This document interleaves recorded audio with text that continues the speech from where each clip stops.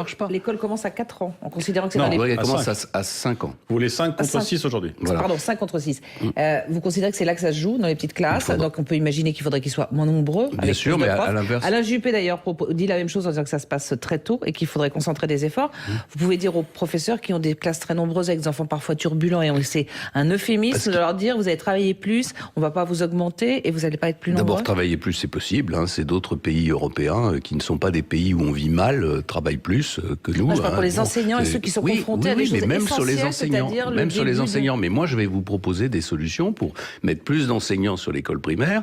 On peut aussi baisser les horaires de cours du lycée qui sont complètement moins d'options aussi. Il y a le lycée français est celui qui a le plus d'heures de cours. Voilà, il y a des élèves de seconde qui travaillent plus que leurs parents, puisqu'ils ont plus que 35 heures de cours. Donc on peut aussi baisser si on un veut peu... qu'ils acquièrent les fondamentaux, c'est peut-être pas à ce est-ce que moment-là, les Allemands n'acquièrent pas les fondamentaux? Est-ce que les Anglais n'acquièrent pas les fondamentaux? Hier, j'ai vu que l'université d'Oxford est maintenant la première université du monde.